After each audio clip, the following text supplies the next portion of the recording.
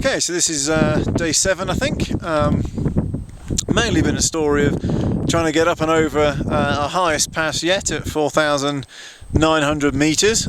So we were camping by the river last night and we got a reasonable start, although not as early as two French ladies who'd cycled past us before we were ready to roll, but we soon caught them up and a little worried for them. They were going pretty slowly actually. I think it's going to be quite a long day to get to the top of the pass and back down the other side.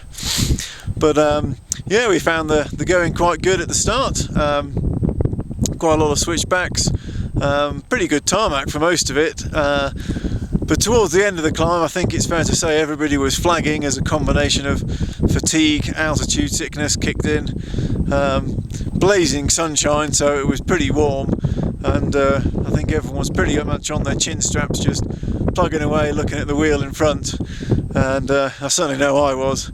And the last 5k were pretty much a stretch, with a few little teasers to make you think that you might have just about topped out. A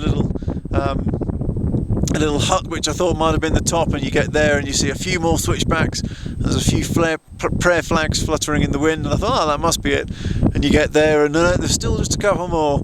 But eventually we clambered our way to the top in reasonable time, and thoroughly enjoyed the downhill on the other side. Stopped off for a quick cup of tea, and then rattled on to another little parachute tent village. And there's a checkpoint there where we were asked for a bit of paper that Cleona thought was rubbish and had thrown away. Luckily we keep our rubbish and take it with us, so we rummaged through our own bins and handed over some fairly wet, soggy piece of paper to the guy, but he seemed happy enough. And yeah, at this point everyone was in pretty bad shape really. So we sat down, had a big meal, bottle of Coke each and a cup of tea.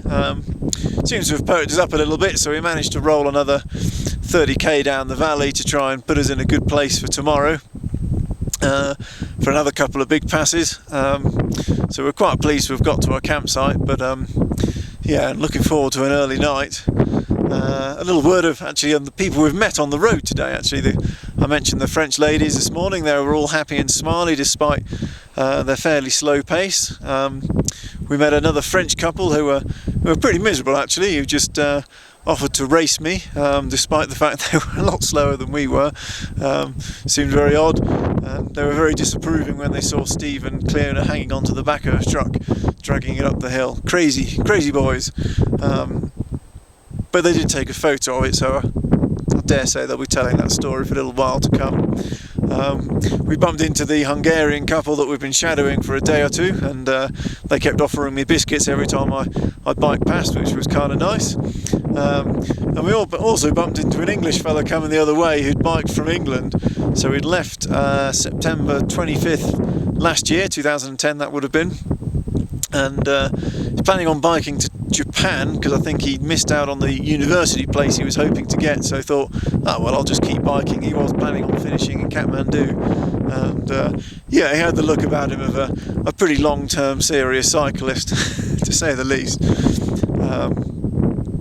Now the scenery's changed quite a lot today, and it's getting a little bit more what I'd consider to be Himalayan, a bit more arid. Let me just give you a little sweep actually.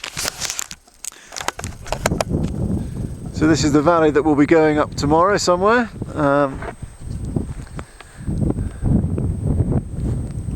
This is the valley we've come up, and here's our little tent camp spot, which is very nice. But now I better dash off and yeah, help out making a bit of food and a cup of tea, and getting our heads down before not too long, so we're in some state to bike tomorrow. Okay, see you then.